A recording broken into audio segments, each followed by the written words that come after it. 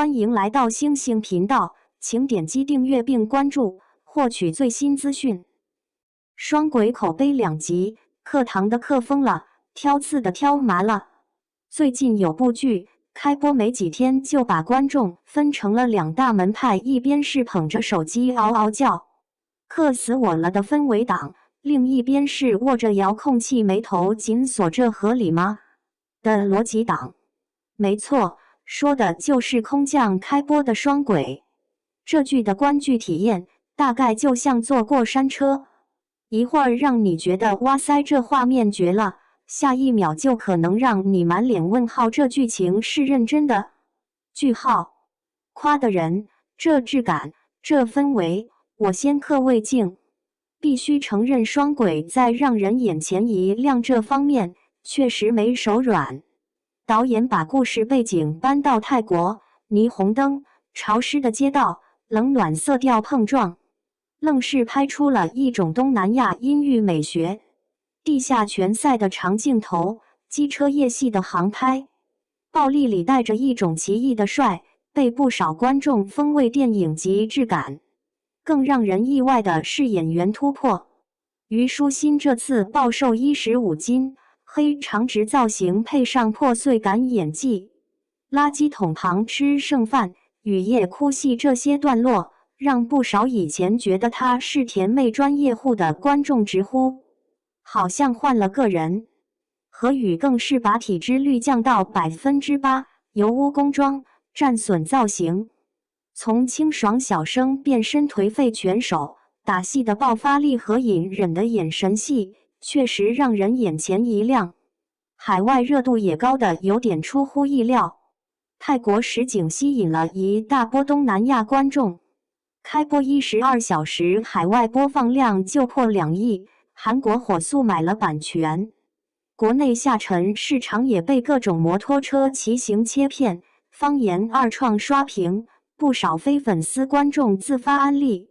凌晨2点追完6集，上班满脑子都是男女主，骂的人，这逻辑，这剧情，我全都应了。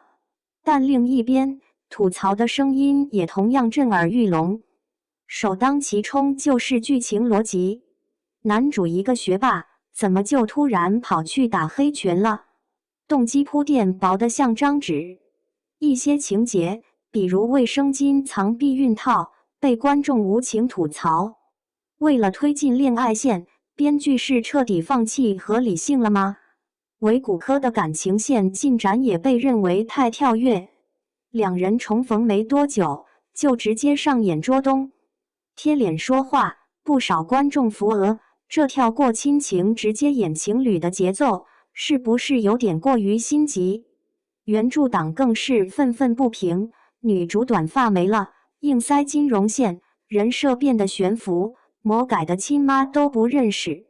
数据方面也引发了争议，国内开播半小时，站内热度仅1300左右，第三方数据首日峰值未达6000，与官方宣传的破6500加存在差距。广告招商仅2个品牌，远低于同期其他现偶剧。于是云包长直粉丝通过反复播放推高数据的质疑声也随之而来。再加上虞书欣近期因家族企业纠纷掉粉，广告商撤资的舆情，豆瓣涌现大量1星差评，甚至出现了有组织的刷低分教程图。这一切都让这部剧的口碑陷入了一场激烈的拉锯战。双版本操作，国内海外看的不是同一部剧。更戏剧性的是，为了应对审查双轨，玩起了双版本策略。国内是删减修改版，比如用收养关系替代无血缘设定，海外才是完整版。黑市逃亡、危险机车戏等情节，国内观众无缘的见。这下可好，观众们一边看着国内版，一边还得去考古海外版，找隐藏糖点。钥匙扣刻字，非标盘后的信件，招募 CP 党化身侦探，衍生创作单日超2万条。这波操作，不知是该夸出品方机智，还是该感慨观众追剧不易。总结：一场关于要氛围还是要逻辑的博弈。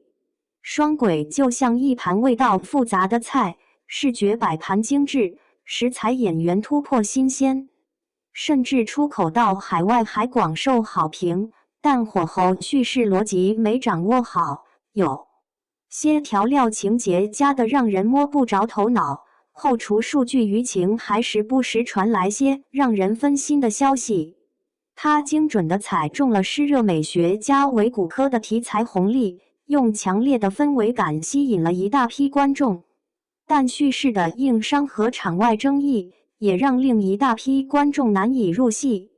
这种外热内冷，国内炒翻天，海外猛夸赞的魔幻局面，恰恰反映了当下内娱市场的一种焦虑。观众既厌倦了工业糖精，又对敏感题材的呈现充满挑剔，既渴望新鲜的视听刺激，又无法容忍基础逻辑的崩塌。这部剧最终口碑能否逆袭，关键就看后续剧情能不能把人物动机、情感转变这些坑填上，在氛围派和逻辑派之间找到一个平衡点。所以，如果你问这剧到底值不值得看，那得看你是哪一派观众。如果你追求极致氛围感，能为了一个眼神拉丝镜头忽略部分剧情漏洞，那这部剧可能很适合你。但如果你是个严谨的逻辑控，那看这部剧可能需要备好降压药。毕竟，追双轨的体验本身就像一场冒险，你可能收获意想不到的惊喜，也可能遭遇猝不及防的创伤。唯一可以肯定的是，它绝不无聊。双轨像一盘调味大胆的菜，摆盘精致，卖相惊艳，第一口让人惊喜。但火候和比例一旦失衡，就很容易让人吃出分歧。它未必是一部完成度极高的作品，却无疑是一部极具讨论价值的样本。它逼着观众做出选择：你是愿意为氛围让渡逻辑，还是必须逻辑成立才能投入情感？